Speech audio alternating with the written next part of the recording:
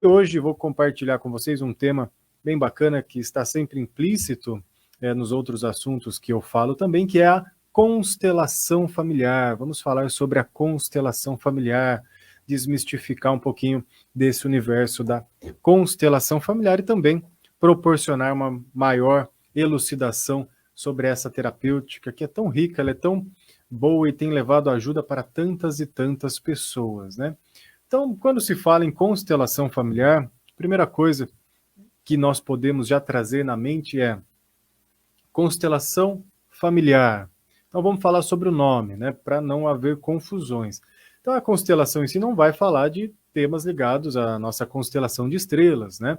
Ela vem como um nome simbólico que traduz uma ideia de agrupamento. Isso foi através das próprias traduções lá do alemão, depois para o inglês, e aí para o português, baseando-se no inglês, né? Então, adequou-se o nome constelação. Familiar também, porque ela surge principalmente dentro de um conceito do meio familiar, né? Mas ainda muitas pessoas acabam achando que a constelação familiar pode somente trabalhar questões de família, ou é a família inteira que tem que participar de um processo de constelação familiar, e na verdade não, né? Quando nós falamos família, também já nos traz essa ideia de grupo, né? A ideia de que somos algo além de apenas um ser individual, de que nós temos uma história, de que nós temos pessoas que nos compõem, nós temos experiências que fazem parte de nós. Então, se hoje nós estamos aqui é porque nós temos ao nosso redor toda uma estrutura familiar.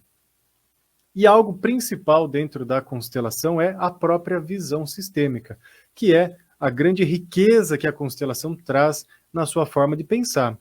Colocando aqui também que a constelação, né, nessa sua forma de pensar, ela não inventa nada.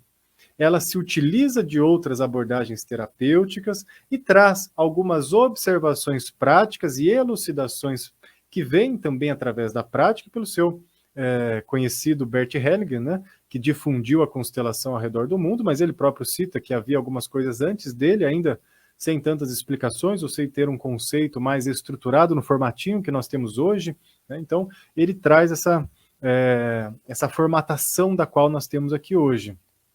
Então, a visão sistêmica ela está implícita em todo o trabalho da própria constelação e vai nos ajudar a compreender como funciona essa dinâmica oculta das nossas relações, que é onde tudo se processa. Quando esse conceito vem lá para o núcleo familiar, né, que é onde ali se inicia todas essas observações, todos esses estudos, né, que vão sendo baseados em outros até tantos estudos, dentro desse núcleo familiar, é possível com que cada um de nós aqui agora consigamos refletir a respeito das nossas próprias questões. Essa visão sistêmica, por exemplo, se nós formos buscar em outras fontes um pouquinho mais distante do próprio mundo terapêutico, nós vamos encontrá-la de uma forma um pouquinho diferente, mas trazendo quase que o mesmo conceito dentro do ramo da biologia lá atrás, quando começaram os estudos desse pensamento sistêmico, mais ou menos ali em torno de 1920, nós vamos encontrar essa mesma forma de pensar, claro que adaptada nos seus devidos contextos, né, mas de uma forma mais ampla de olhar para as coisas, né, dentro de uma física quântica, que é mais recente, ainda tem muitos estudos a serem realizados. Nós vamos encontrar essa mesma visão sistêmica sendo falada desde lá de trás com o nome de holismo, né, que aí surge até as terapias holísticas, que seria o holos, olhar para esse todo e compreender as relações sistêmicas de todo, de todas essas relações, né? Então, a visão sistêmica nada mais é do que algo que já acontece na nossa vida. Não é algo, de novo, inventado, criado, é algo que surge dessas observações, é algo que surge dessas estruturas de pensamento, e através, então, do trabalho do psicoterapeuta alemão Bert Hellinger, ele conseguiu decodificar, unir em um formato para levar a constelação de uma forma terapêutica para as outras pessoas. Porque eu falo, né, que quando traz para esse núcleo familiar, nós temos uma referência muito mais clara dentro de nós a respeito das nossas questões. Porque se eu for estudar apenas a visão sistêmica relacionada ao mundo fora, né, me colocando a parte das coisas que acontecem, fica uma visão muito fria. Quando foi trazido para dentro do núcleo família, cada um de nós aqui tem dentro de si uma referência sobre as experiências, sobre os personagens da família. Então, quando fala pai, cada um vai buscar dentro do seu referencial interno como foi essa história com esse pai. Houve a falta, a presença, a separação, o falecimento, foi bom, não foi bom? Mãe, a mesma coisa, relacionamentos de casal, irmãos, a mesma coisa, avós, enfim, todos os personagens que envolvem a família. Então, todo mundo tem a sua história própria, todo mundo tem as suas questões próprias. E aí, quando a gente pega uma visão sistêmica, que ela vem de uma área um pouco mais fria do pensamento e traz para dentro desse contexto, adaptando ao núcleo familiar, que simboliza um microsistema, em comparação aos outros sistemas da natureza, vai ficando muito mais fácil ter esse referencial de como isso tudo se processa. Afinal, as nossas relações são importantíssimas, ou para o nosso estado de saúde, ou para o nosso estado de doença. O meio social, o meio dos relacionamentos produzem dentro de nós muitas emoções, muitos pensamentos, que podem ser pensamentos saudáveis ou não. Então, o segredo está em nós observarmos essas relações e como, principalmente, nós nos posicionamos. Então, a constelação familiar, ela fala quase que o tempo inteiro, dentro da sua forma de pensamento, sobre posicionamento. Tanto que, para alguns, quando você vai traduzir direto do alemão para o português, a tradução mais literal do nome seria posicionamento familiar, porque a constelação traz essa reflexão e esse convite constantemente de como nós estamos nos posicionando na vida. Agora, que posicionamento é esse? É apenas um posicionamento de ser duro, de ser rude, de mostrar algo para as outras pessoas? Não, não necessariamente. Esse posicionamento, primeiramente, vai falar de qual é o nosso lugar dentro dessa estrutura familiar. Qual é o nosso lugar no mundo? Qual é o nosso lugar na vida? E você já deve ter parado para observar na sua própria vida que em muitos momentos parece que você perdeu o norte. Parece que você perdeu quem você é, aquele brilho de viver. Parece que as coisas ficaram um pouco pesadas demais, porque você está fazendo coisas que talvez não sejam da sua função, ou você assumiu responsabilidades que não precisava. Ou ainda assim, você passou a interagir com pessoas que não te fazem bem. Então, através dessa observação do posicionamento, nós vamos conseguindo ter uma imagem mais clara de qual é o nosso lugar no mundo, para que aí, então, nós consigamos manter esse lugar ao mundo e seguir o nosso caminho de vida, conquistando aquilo que ainda nos falta e aquilo que é necessário para nós. Para entender o nosso lugar no mundo, é importante observar, então, uma certa ordem de como os sistemas se organizam, como o próprio sistema familiar, que também é um microsistema, representando aí uma partezinha pequena do todo. Quando a gente fala de ordem, então qual é o nosso lugar? Qual é a ordem que seria mais adequada para nós, para que a gente possa se posicionar de uma maneira saudável? Então, quando nós olhamos para a estrutura familiar, nós todos que somos filhos, nós olhamos para trás e compreendemos que antes de nós houve ali um pai e uma mãe que, através da sua união, através da sua junção, proporcionou a vida para nós. Então, se hoje nós estamos aqui, só estamos aqui porque um dia lá atrás os nossos pais nos deram a vida. Lá atrás os nossos pais proporcionaram que a vida fosse possível para que a gente pudesse viver aqui nos dias de hoje. E aí, então, graças à vida que nos foi dada, nós ganhamos ali uma posição dentro do nosso sistema. Então, nós viemos depois dessa estrutura que já estava montada. Então, os nossos pais, os nossos avós, bisavós, tataravós, enfim, todos estes que vieram antes de nós, eles têm uma certa precedência, eles têm uma certa força de origem a passar para nós, no nascimento, essa bagagem da vida. Então, quando eu olho para trás e reconheço que eu só estou aqui porque antes de mim houveram pessoas que viveram, que se dedicaram, se abdicaram de situações, momentos, experiências para que eu pudesse estar aqui, eu vou compreendendo de onde eu vim e aonde eu estou. Cabe a nós receber a vida e as experiências destes que vieram antes, realmente tomar em nosso coração aquilo que nos está sendo oferecido, que é a vida. E aqui eu não estou entrando em mérito de julgamento, se é certo, se é errado, como foi, como não foi.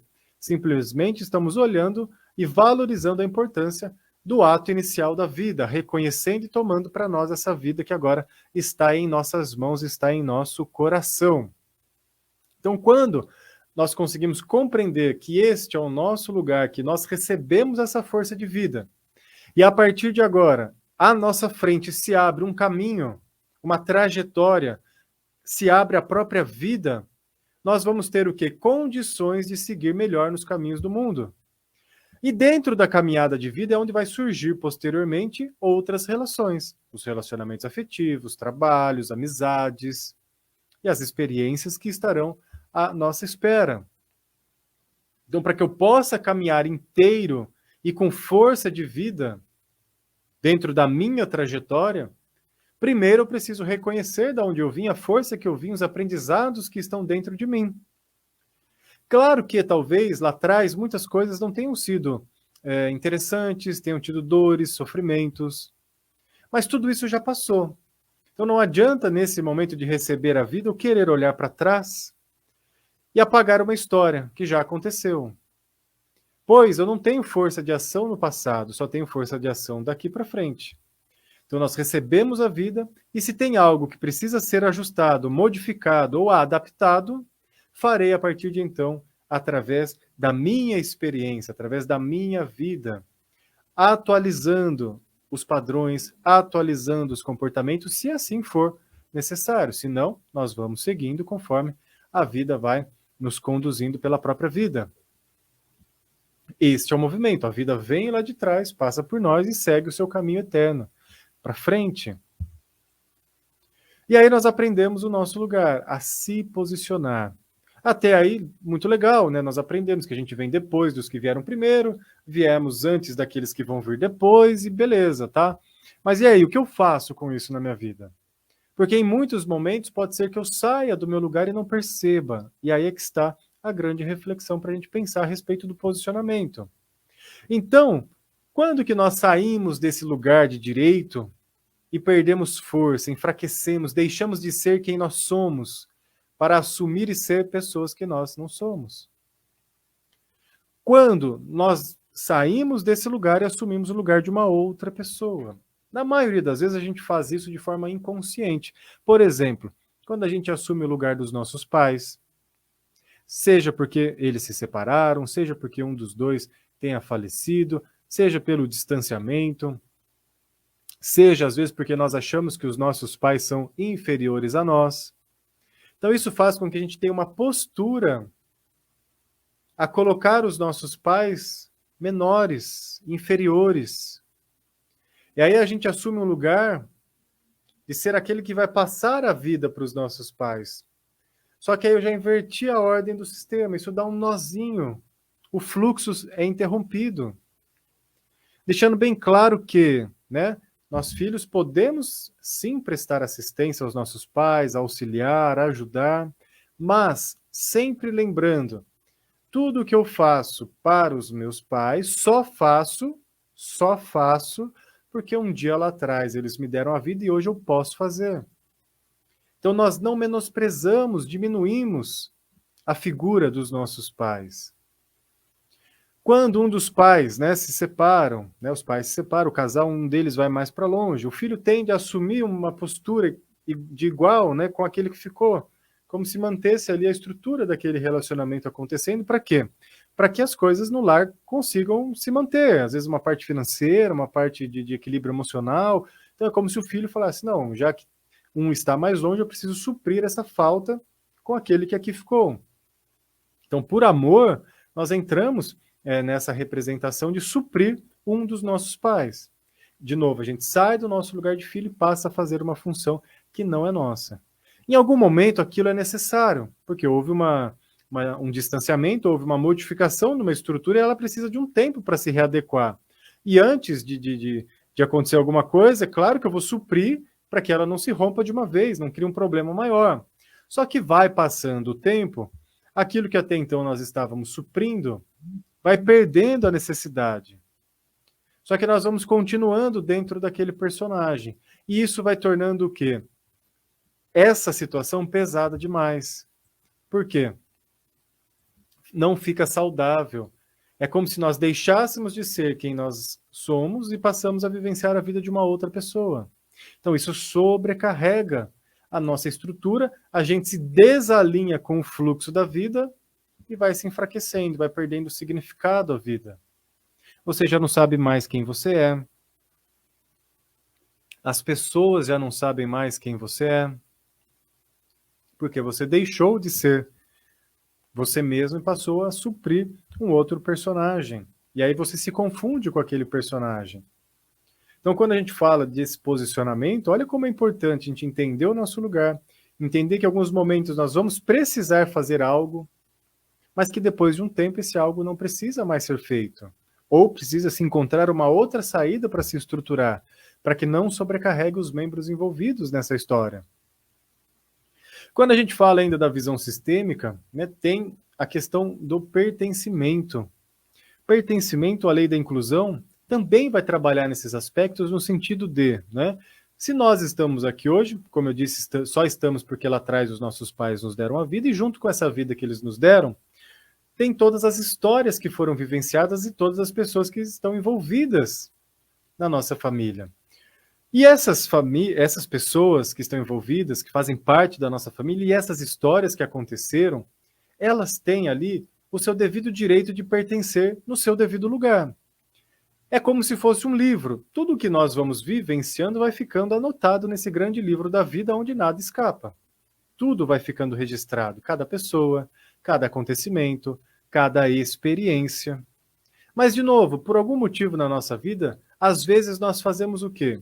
Nós olhamos para o passado, olhamos para alguns desses escritos que nos foram difíceis, doloridos, e qual a nossa vontade nesses casos? Por defesa, a gente quer apagar essa linha da história, a gente quer rasgar essa página e jogar fora, mesmo que nela estejam incluídas pessoas e situações, porque nós fazemos isso por preservação, por medo de sentir aquela dor novamente. Nós não queremos mais olhar para algo que foi ruim para nós naquele momento. Então é muito compreensível essa atitude que todos nós temos em algum momento da nossa vida. E aí, quando nós fazemos isso, nós estamos apagando um trecho da nossa história, e isso enfraquece todo o contexto do qual estamos inseridos. Porque essa história vai ficar cheia de buraquinhos, ela vai ficar cheia de situações que foram deixadas de lado. De alguma forma, nós estamos tentando nos defender da dor, mas isso gera um prejuízo até mesmo dentro de nós. Por quê? Tudo isso que está sendo escrito dentro desse livro da vida, que tudo fica computado, compõe quem eu sou. Então esse livro também sou eu, e se eu apago pedacinhos da história, se eu jogo fora essas páginas, eu estou, de alguma forma, apagando uma parte de mim mesmo. Eu não estou reconhecendo que algo aconteceu, e isso faz com que dentro de mim gere um buraquinho, uma sensação de vazio. Então é uma dor que ela não cicatriza, porque ela fica sempre aberta. Por mais que a gente tente se defender colocando para fora, dentro de nós aquilo não fica bem resolvido. E aqui surge, né, um grande equívoco, onde muitos que olham de fora mal interpretam esse ponto na constelação, que é quando nós falamos que todas essas histórias e todas essas pessoas têm o direito de pertencer a esse livro da vida. Mas quando nós falamos isso, em hipótese nenhuma nós estamos falando que a gente precisa trazer de volta para as nossas vidas o ponto de dor. Nós precisamos trazer de volta para a nossa vida as pessoas que nos fizeram o mal. Não é isso, porque isso seria apenas enfrentar uma dor por enfrentar e não gerar solução, e não gerar resolução desses conflitos. Ninguém precisa se expor a uma situação conflituosa sem que haja nenhum tipo de mérito e aprendizado em tudo isso. Não é esse o objetivo de qualquer processo terapêutico. O objetivo dessa inclusão é o quê? É trazer para nós a força da vida que ficou presa nessas histórias. Trazer para nós os aprendizados que foram gerados nessa história. Trazer para nós aquele pedacinho que foi excluído com um significado diferente, para que aquilo não influencie mais a nossa vida. Para que aquele buraquinho que ficou dentro de nós possa ser preenchido de uma forma mais saudável, de uma forma mais amorosa, de uma forma curativa. E não trazer só o problema do passado. O problema nós já temos. Eu não quero trazer ele de volta, como se fosse apenas ficar revivendo problemas. Isso não é é algo sábio, isso não é algo produtivo em qualquer lugar. Só que às vezes alguns desavisados olham de fora e acham que a constelação só vai fazer você ficar olhando para as pessoas que te para as pessoas que te fizeram mal, para situações que foram doloridas na vida, e não é isso. Nós queremos o quê? Ressignificar esses processos. Nós queremos dar um novo teor a essas histórias para que elas não te influenciem mais, para que isso não seja um problema na sua vida, para que aquilo que aconteceu possa se transformar numa força e não ser uma pedra para te afundar. Então, esse é o objetivo do processo terapêutico: incluir a força de vida, incluir aquela história trabalhada, incluir aquele ponto de uma maneira transformada, para que a gente possa seguir a nossa vida inteiro com as experiências e com a bagagem que foi gerada a partir de todas essas situações. Nós não estamos falando que você precisa conviver com alguém que te fez mal, que você precisa perdoar, que você precisa aceitar. Isso é uma outra coisa, é um outro passo, é um outro mérito, que você precisa absolver a pessoa do ato que ela cometeu. Não é isso. Nós queremos trabalhar as situações que estão dentro de você. Vamos esquecer o outro agora. É o que ficou registrado dentro de você, que ainda pode estar te atrapalhando na vida, que ainda pode estar te enfraquecendo, deixando aquela sensação de vazio. Então é isso que nós vamos trabalhar, para que você se preencha de força, que você se nutra dessas energias de aprendizado que foram geradas nessas histórias para seguir a sua vida, independente da outra pessoa, independente das outras situações, para você ficar bem, para você ficar bem. Quando nós olhamos, né, para essa estrutura familiar, ou seja, vamos voltar um pouquinho, nós só estamos aqui por conta dos nossos pais, avós, né, e assim por diante. E quando a gente olha para trás nessa história, e existe, né, só para exemplificar o quanto isso está dentro de nós, existe um ponto de julgamento muito excessivo, de uma crítica muito excessiva, ou esses pontos que a gente quer apagar da nossa história, seja com relação à nossa mãe, seja com relação ao nosso pai. De alguma forma, quando nós fazemos isso direcionado a eles, nós estamos fazendo isso com aspectos deles que estão dentro de nós. Então, de novo, se algo que existe neles eu não concordo ou não aceito, o que eu posso fazer de forma mais inteligente para que eu siga o meu caminho de maneira saudável? Eu não preciso jogar fora isso. Eu não preciso recusar o que eles têm para me oferecer. Eu não preciso negar os aspectos deles que estão em mim. Eu vou, a partir de agora, fazer diferente. Pegar aquela situação e modificar na minha vida. Então, se lá atrás havia um costume de fazer X, e esse X não é saudável para mim, eu vou pegar esse X e vou transformá-lo ele em Y. Ou em qualquer outra letra, ou eu vou deixar guardado na caixinha. Não preciso usar. Mas aquilo é meu, é a minha herança. Se eu recuso uma parte dessa estrutura, dessa história, eu recuso uma parte de mim mesmo. Então, primeiro eu aceito, e aí eu vejo o que eu faço com aquilo. Eu vou trabalhando, transformando todas essas situações para que elas possam, então, se transformar em situações leves, situações que vão fluir na vida, e assim eu consiga seguir, então, no caminho. Qual o caminho? O nosso, cada um dentro do seu caminho, cada um dentro do seu caminho. E aí, quando a gente vai trabalhando nessa inclusão, nós vamos sentindo dentro de nós uma sensação de força, de preenchimento. É muito comum histórias e pessoas que têm muitas exclusões, né, muitas coisinhas que vão ficando de lado, pessoa se sentir fraca, se sentir vazia, mesmo tendo tudo ao redor, é como se faltasse alguma coisa. E aí essas situações elas tendem a ir se repetindo até que isso seja resolvido. Quantas vezes na sua vida você já não observou um padrão que vai se repetindo de tempos em tempos? Seja nos seus relacionamentos, no seu trabalho, ou mesmo na estrutura da sua família, histórias que se repetem de geração em geração. Muitas vezes essas repetições, elas trazem que alguma história não ficou bem resolvida. Elas trazem que alguma coisa ainda precisa ser vista com maior carinho e ressignificada dentro deste sistema. E aí, quando você consegue, então, ressignificar, olhar para essas histórias, é como se você se libertasse desse peso e passasse a seguir de uma forma plena. E aí, aquelas situações que ficam rodando sem sair do lugar, conseguem caminhar em linha reta. e sair daquele ciclo vicioso de repetições, aonde você só tem, sei lá, relacionamentos não saudáveis, só tem empregos X da mesma forma. Então aquilo é mudado, é ressignificado. De novo, para outra pessoa, não, para você ficar bem. Para você ficar bem. Um outro ponto dentro, né, dessa visão sistêmica, que é sempre muito importante para a gente refletir também, é o nosso posicionamento com relação a tudo que nós fazemos para o outro, a tudo aquilo que a gente permite com que o outro faça por nós, né? Na nossa sociedade, de forma geral, tem muito aquela frase, aquela cultura do que é melhor dar do que receber, né? Ou seja, eu valorizo mais o ato de dar do que o receber. Se dar é melhor que receber, o recebedor, ele, de alguma forma, é menor, ele é inferior ao que está dando. Simplesmente por essa frase que fica no nosso inconsciente, que dar é melhor do que receber, mas lembre-se que, para alguém oferecer algo, para alguém dar algo, do outro lado precisa alguém receber, senão isso não se equilibra, não se mantém de uma forma que seja saudável.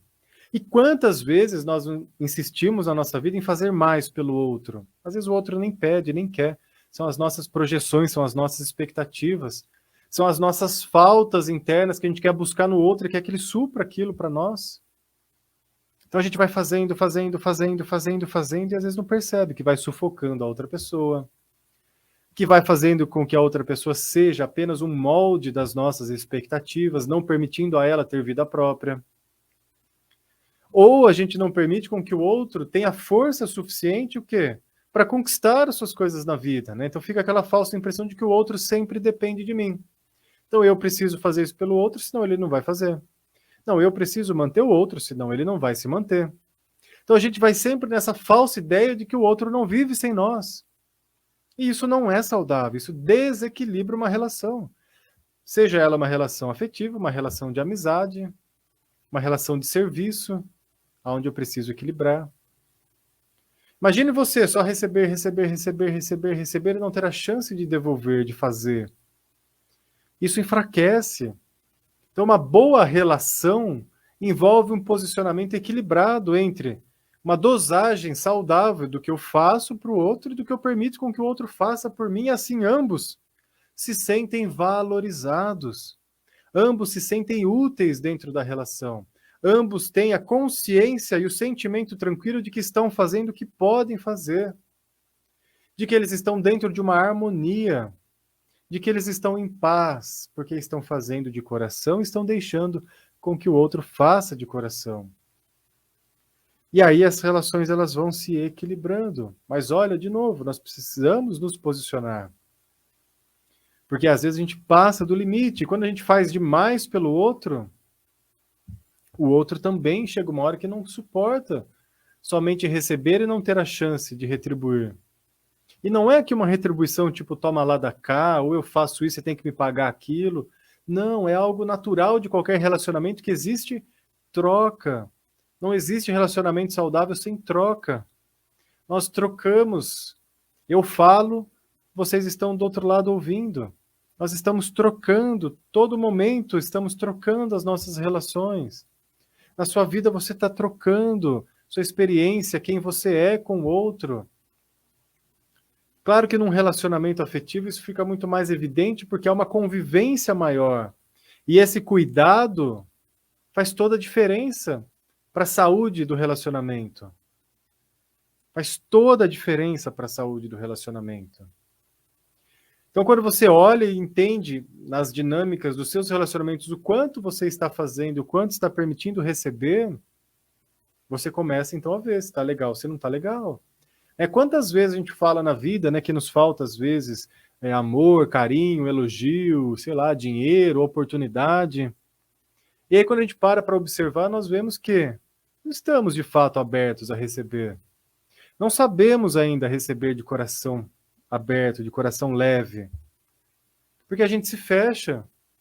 E aí a gente quer, né, conquistar, a gente quer evoluir, a gente quer crescer, mas não está aberto a receber do outro um carinho, um olhar, um elogio, ou permitir com que o outro faça algo por nós. E aí a gente se fecha da vida. A vida está querendo oferecer, e nós estamos fechados. Isso não é saudável. Então é importante, sim, ter uma postura de, ok, eu posso fazer pelo outro, mas em algum momento eu preciso com que o outro faça por mim. Tudo na natureza, se nós formos observar agora um pouquinho fora, né, desse contexto familiar, funciona dessa forma. A natureza ela só acontece porque ela tem esses ciclos, aonde um se nutre e oferece para o outro se nutre e vai oferecendo, e aquela roda vai girando da natureza perfeitamente. Só há desequilíbrio na natureza quando? Quando alguma dessa estrutura é corrompida. Não funciona. Se não houver uma intervenção diferente na natureza, ela vai funcionar perfeitamente. Da mesma forma na nossa vida, nas nossas relações. Esse fluir precisa acontecer, porque se um dos lados interrompe essa troca de relacionamento, primeiro que o relacionamento para de existir. Pode haver uma convivência ali, mas vai haver uma convivência unilateral, que não vai ser saudável. Isso vai se transformar num relacionamento doentio.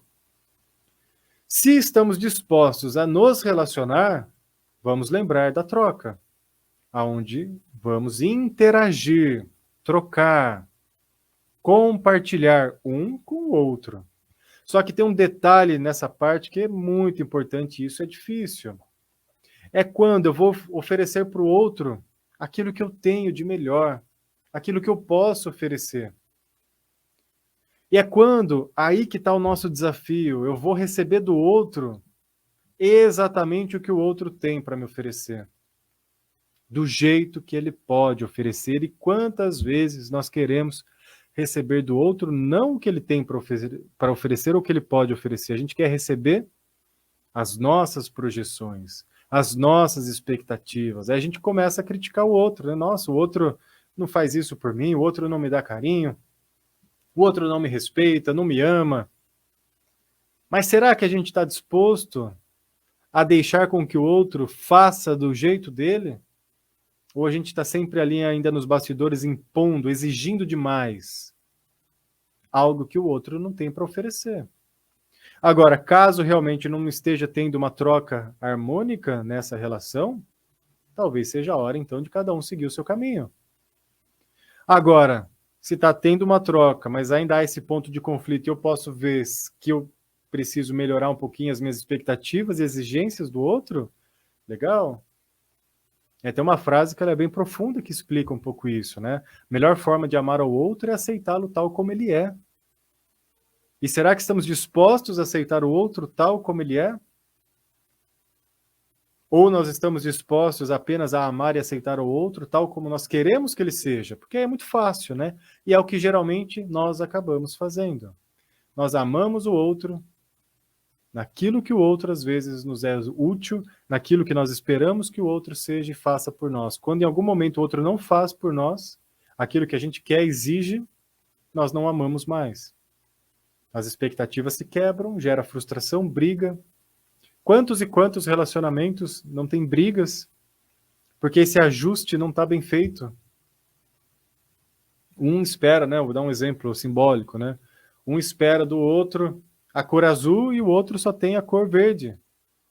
Nunca vai funcionar, porque o que é da cor verde não pode se tornar azul e vice-versa, porque cada um só é aquilo que é e só pode oferecer ao outro aquilo que tem. Já parou para pensar se nós trabalhássemos muito essa questão das nossas expectativas e exigências da outra pessoa, o quanto diminuiria de conflito na nossa vida? Porque a maior parte das nossas frustrações não é com a outra pessoa. A maior parte das nossas frustrações é com as nossas expectativas projetadas na outra pessoa. Mas olhar para isso requer maturidade. Porque o trabalho de modificação não vai estar na mão do outro, vai estar nas nossas mãos. Seja ou realmente para modificar o olhar ou para tomar uma decisão e falar, opa, isso aqui para mim não é legal, eu queria a cor verde, só tem a cor azul, não vou insistir porque o verde não vai virar azul, então, e agora acabou. Tá tudo certo, cada um segue o seu caminho. Essa honestidade interna, ela pode doer sim, mas ela é importante para que haja uma relação saudável em todos os aspectos. Seja nos seus relacionamentos, seja no seu trabalho, seja com seus amigos, seja onde for. Seja onde for. Só vai ser um pouquinho diferente essa dinâmica, né, na relação de filhos para pais, né? Porque nós filhos nunca vamos conseguir retribuir uma coisinha específica que os nossos pais nos deram, que é a vida. Nós não conseguimos retribuir a vida para trás. Não dá para voltar ela para trás. Assim como o rio segue o seu curso sempre para frente, a vida é passada para frente e não para trás. Por isso que esse equilíbrio ele nunca vai se dar exatamente da mesma forma. Mas isso já é compreensível no movimento da própria evolução do sistema, aonde os pais dão a vida aos filhos, os filhos crescem e depois levam essa vida adiante. Assim, o sistema familiar vai se equilibrando sempre para frente no seu curso da vida. Nas demais relações, o equilíbrio de troca vai estar sempre presente, que é o nosso posicionamento a respeito do que eu faço e do que eu permito para que o outro faça. Uma outra coisa, né, que às vezes entra já lá num sintoma de reflexo dessa situação desequilibrada. De novo, se eu faço demais para o outro e não me permito me nutrir em nenhum momento de nada e nem de ninguém, uma das possíveis coisas que vai acontecer logo ali na frente provavelmente é adoecer, né? Que é como se você só tirasse de você, só tira de você, só tira de você e não se abastece nunca por nada e nem por ninguém. O seu nível aqui de saúde vai baixando, o seu nível de energia vai baixando, o seu recurso vai se esgotando. Vamos voltar de novo para a natureza. Se eu vou numa floresta, eu preciso de madeira. Eu corto a floresta inteira, legal, eu consegui a madeira. Amanhã eu não tenho mais. Acabou. Então eu preciso fazer o quê? Eu preciso plantar, eu preciso colher, eu preciso dar tempo para aquilo ir se renovando, eu preciso me nutrir de todo o movimento da natureza. Da mesma forma na nossa vida. Eu faço, mas eu preciso me nutrir. Eu faço, eu preciso me nutrir. Aqui, às vezes, as pessoas também perguntam, e como funciona, por exemplo, trabalhos voluntários, trabalho de caridade, que não se cobra nada, né? Então, vamos deixar claro de novo, a troca aqui não é só do aspecto financeiro, é um dos, mas não só. Mas lembre sempre, uma instituição de caridade que presta os serviços de caridade para as pessoas, para a comunidade, enfim, para qualquer tipo de serviço, né? Ela só presta esse serviço porque ela tem recursos e condições e pessoas para prestar esse serviço.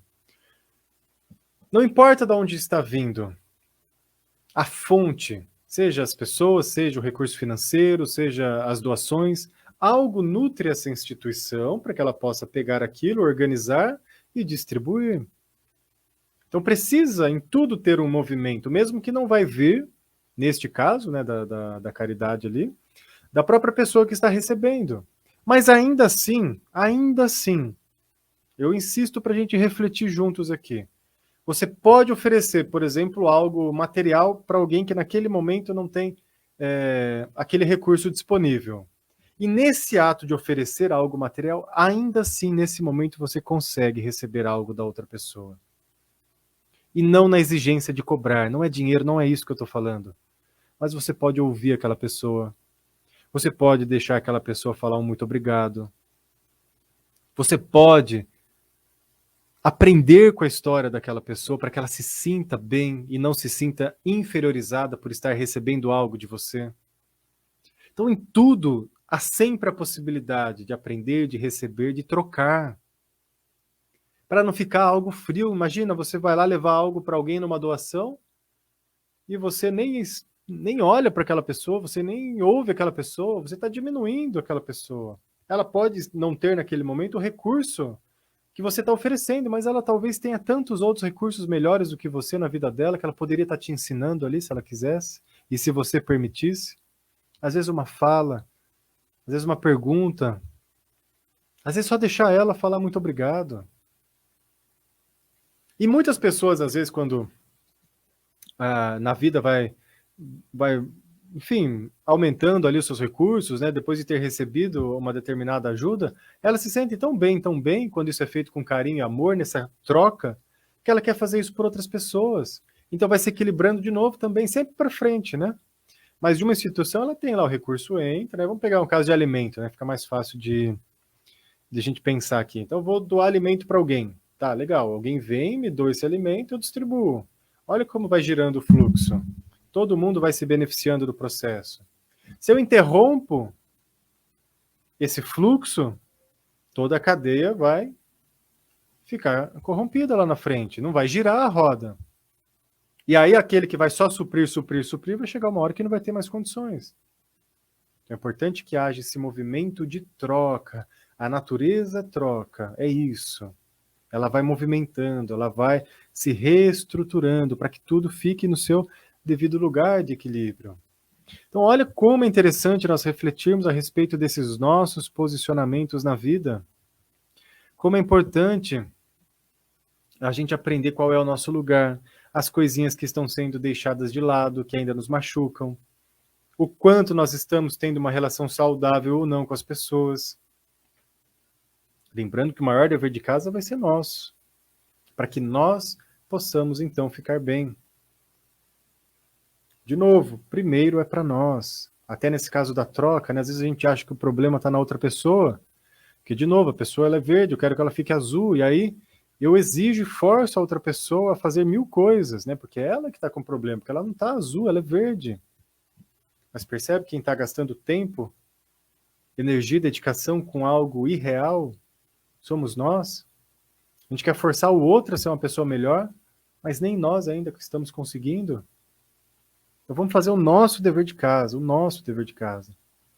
E aí quando a gente vai para a parte terapêutica da constelação, né, além dessa, que no dia a dia a gente já consegue fazer muita coisa se observando, né, nós vamos levar isso para um conceito de atendimento, onde através de uma dinâmica própria da constelação, nós vamos buscar o quê? Onde é que está esses possíveis nozinhos dentro da história da pessoa?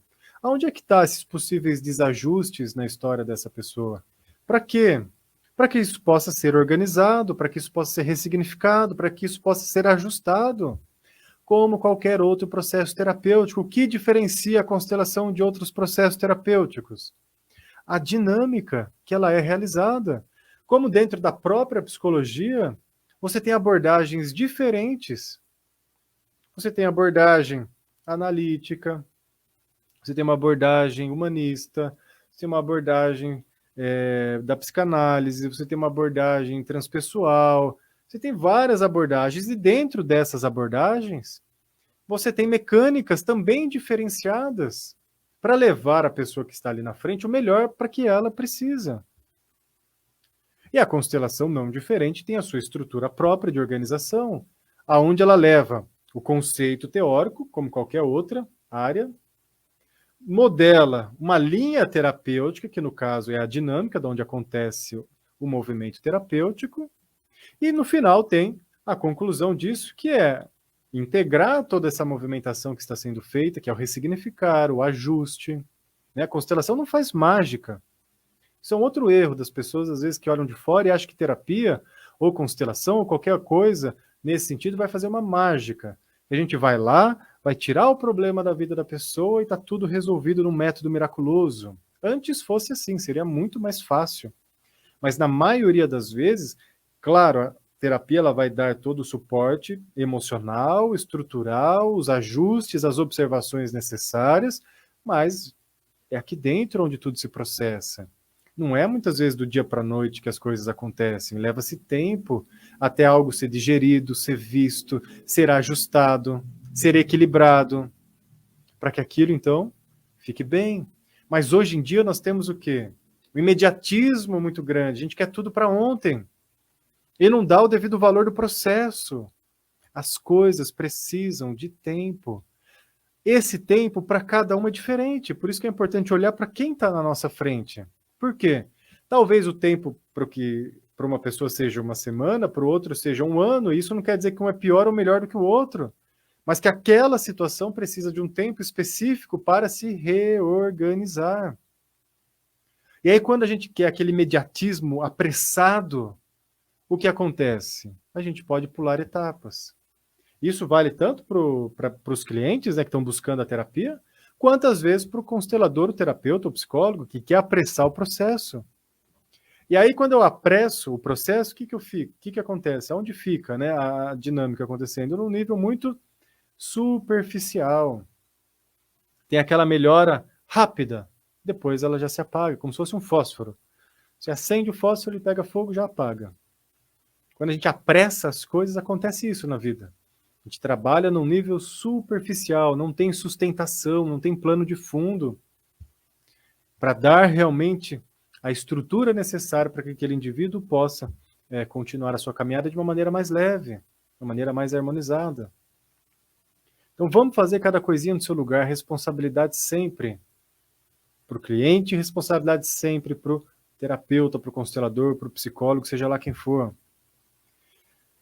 E aí a constelação, como outras áreas qualquer, ela entra nesse complemento.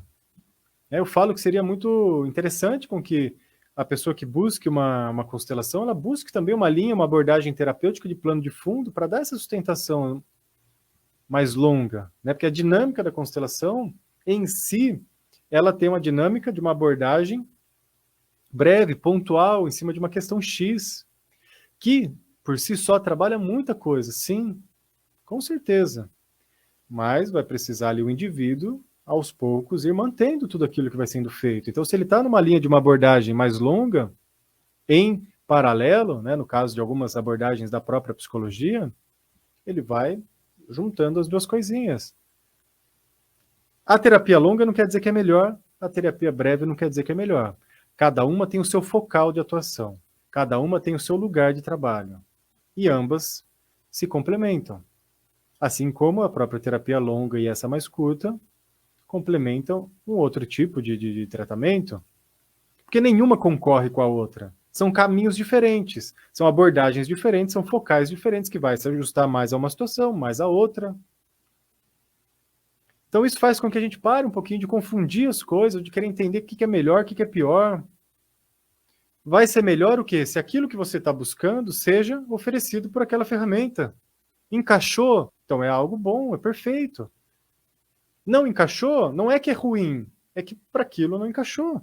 O próprio médico, muitas vezes, quando ele vai tratar o seu paciente ali, muitas vezes ele precisa, ajustando a dosagem do remédio durante o tratamento, ele precisa ajustar, às vezes, o próprio remédio, trocar durante o tratamento, porque mesmo tendo no padrão da fórmula, nas recomendações, nas contraindicações ali um manualzinho, quando o indivíduo X ingere aquele medicamento, eles não trazem uma resposta igual àquela que estava sendo prevista.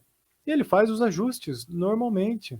Da mesma forma, no meio terapêutico, seja na psicologia, seja lá na psiquiatria, que também é uma área médica, ou no mundo das terapias integrativas, no caso aqui que eu estou falando, a constelação. Esses ajustes são sempre necessários e vai de bom senso, terapeuta e cliente. Por quê? Quando a gente age com esse bom senso, a gente está tirando tudo isso desse processo mágico e trazendo para um processo realmente da nossa vida. E a vida é isso, são reajustes, ajustes, pontos, não, isso funcionou para mim, isso não funcionou para mim. Olha como é importante falar isso, né? Funcionou para mim, não funcionou para mim. Mas não quer dizer que não vai funcionar para o outro, porque nós somos pessoas diferentes, com histórias diferentes. E aí nós vamos tendo o quê? Uma maior assertividade no que está sendo feito e proposto. Sem ficar arrumando briga com outras áreas terapêuticas, ficar concorrendo, isso é melhor, aquilo é melhor. Isso é perda de tempo para todo mundo. E falo isso principalmente para mim que sou terapeuta, né, para nós que somos terapeutas às vezes, para não gastar muito tempo com isso, porque isso empobrece todo um discurso, porque todo mundo é bom quando encaixa. Agora, nem toda terapia vai encaixar para todo mundo, pelo menos em algum momento da vida, porque é foco. Qual é o foco da situação a ser trabalhada? Esse. Qual a melhor chave para trabalhar isso? Qual a melhor ferramenta para trabalhar isso? Esta, olha que legal, encaixou nesta situação. Nesta que já não encaixa tanto, então vamos para uma outra. E aí, tem tantos e tantos profissionais maravilhosos fazendo diversas atividades. Né? Vamos distribuir, cada um faz uma partezinha, o cliente vai buscando aquilo que melhor lhe oferece, né? Mas vamos trabalhar um pouco com essa questão de olhar para os processos da nossa vida, não tanto com esse imediatismo, né? Eu falo que, eu gosto de brincar, né, que é a síndrome do fast food, né? A gente quer tudo rápido, rápido, rápido, rápido. Mas, de novo, vamos comparar a natureza com a gente? Natureza tem o seu ritmo próprio. Não dá para acelerar. Não dá para você querer que algo floresça antes ou depois. Ela tem o seu ritmo próprio. Se você intervém de uma forma a acelerar ou a deixar mais devagar, você pode criar ali Consequências inesperadas. Consequências inesperadas. E aí que às vezes, muitas vezes, desculpa a repetição das palavras, é que aí muitas vezes as pessoas se frustram. Por quê? Dá errado. Só que aí deu errado ali e joga tudo na lata do lixo. Não é assim. Então, se nós tivermos essa consciência, essa noção de que a nossa vida é um processo, de que as coisas precisam ser trabalhadas e precisam de tempo para maturar dentro de nós, poxa, legal, a gente vai se dedicando. Às vezes, algo aqui vai contribuir para que lá na frente aquilo possa se resolver. E tem espaço para todo mundo. De novo, acertando qual é o focal de cada um. Qual é o propósito de cada terapêutica. E todas são bem-vindas. Todas são bem-vindas, né? Constelação tem trazido aí um grande trabalho para as pessoas. Mas não dá para a gente colocar como algo mágico. Ou que vai resolver a vida da pessoa numa tacada só. Ou que é só estalar os dedos e ela resolve tudo. Não, como nenhum outro processo terapêutico. Nenhum outro processo terapêutico. Até mesmo, como eu disse, às vezes um médico vai passar um remédio e ele vai precisar ajustar depois. Porque o resultado esperado não foi o previsto. E tá tudo bem, faz parte. Faz parte. Então, com essa consciência, fica mais fácil nós compreendermos a importância de um processo terapêutico e nos dedicarmos a esse processo terapêutico. De novo, não pela terapia, por nós mesmos, porque o resultado é para quem? Para você que está buscando um auxílio terapêutico. Não é nem para o terapeuta agora, é para você. Você vai ficar bem. Então, você está buscando algo que seja bom, você vai dar o tempo disso maturar aí dentro. Né? Imagina pegar uma situação difícil, sei lá, uma perda, uma doença, um relacionamento conflituoso, que você já vive essa dinâmica conflituosa há algum tempo, né? Vamos só colocar para exemplificar, né? Sei lá, uns 5 anos. Um tempo curto, né? Comparado a uma vida inteira. 5 anos que você vive uma situação conflituosa. 5 anos de experiências que estão sendo armazenadas dentro de você de uma forma conflituosa. Não é um dia, em comparação com 5 anos, que vai resolver tudo. Esse um dia pode te trazer consciência diferente, pode trazer leveza, pode te trazer uma tomada de decisão, pode te trazer uma resolução de conflitos, mas vai precisar de um tempo de maturação para que aquilo possa ser digerido dentro de você, as suas posturas e posicionamentos possam se modificar, e você passe, então, a enxergar aquela situação de uma forma diferente e siga o seu caminho. Agora, esse tempo, de novo, para cada um, é diferente, porque nós estamos lidando com seres humanos, e cada ser humano tem uma história própria. Cada ser humano tem um contexto próprio. Cada situação tem uma dinâmica própria, isso é importante falar também. Cada situação tem uma dinâmica própria. Tem situações que para você pode não ser nada, para o outro pode ser grandiosa. Porque o histórico daquela pessoa faz com que o que aconteceu seja ainda muito mais intenso. Então aquilo precisa de um tempo. Você vai fazer uma cirurgia. Você precisa de um tempo depois de recuperação. Não adianta você já querer fazer tudo, porque você pode pôr em risco todo o trabalho que foi feito de forma apressada. E aí aquilo perde o efeito, porque vai ficando sempre num nível superficial e nunca vai se aprofundando e sustentando. Eu sei que parar, refletir, dar tempo ao tempo, algumas vezes é chato, né? De novo, pelo nosso imediatismo, né? A sociedade hoje ela está muito rápida. As informações estão muito rápidas, né? Na palma da nossa mão, no celular, você tem tudo, a todo momento, de todo mundo. Então isso dá uma sensação de que tudo é rápido. Mas dentro de nós, essa velocidade é diferente. E aí cada um vai precisar respeitar o seu tempo. Cada um vai precisar respeitar o seu tempo. Deixa eu deixar um recadinho aqui para vocês que estão acompanhando. Primeiramente, agradecendo, né, todo mundo que está aí acompanhando pela página do Espaço Inspirar ou pela Rádio Cidade de Jundiaí, 730 AM. Você pode me acompanhar nas redes sociais, se você quiser saber mais sobre constelação, sobre os atendimentos, sobre o curso de constelação, começa agora em abril, 6 meses de curso, vai ter curso de florais também, você pode me acompanhar pela rede social, Lucas Anzolin, Facebook ou no Instagram, Lucas Anzolin no Facebook e no Instagram, ou Espaço Inspirar, Facebook, Instagram, Espaço Inspirar. Se você preferir pelo WhatsApp, 011 998500667. 011 9850-0667. É só entrar em contato se você tiver alguma dúvida sobre a constelação familiar, se você quiser passar pelo atendimento da constelação familiar ou fazer o curso da constelação familiar, só entrar em contato comigo, ou mesmo dos curso dos florais, que vai ser agora em maio também, se você tiver interesse, só entrar em contato aqui comigo, né? Lembrando que, para quem está acompanhando através da rede social, pode aí compartilhar a nossa live, né, para que outras pessoas também recebam esse assunto, recebam esse tema aí, que é sempre muito bom nós refletirmos, pensarmos e levar, né, adiante esses conceitos, para que todos nós tenhamos, enfim, uma vida melhor, porque esse é o nosso objetivo, né? Ter uma vida melhor, ter uma vida mais leve, ter uma vida mais produtiva, afinal, estamos aqui para aprender, para crescer, mas também para aproveitar essa vida maravilhosa que nos foi concedida de presente, onde temos tantas coisas boas, né, para serem vistas, por mais que às vezes estejam acontecendo situações difíceis, situações ruins, mundo afora, mas ainda assim também tem muitas coisas boas acontecendo ao nosso redor. Basta que aos pouquinhos nós possamos treinar os nossos olhos para ver também essas situações, treinar os nossos olhos para encontrar as boas ações que estão acontecendo aos montes, também pelo mundo inteiro, né? Tem muita coisa boa acontecendo por aí. Agradecendo novamente a todo mundo que acompanhou e acompanha o programa Você Melhor.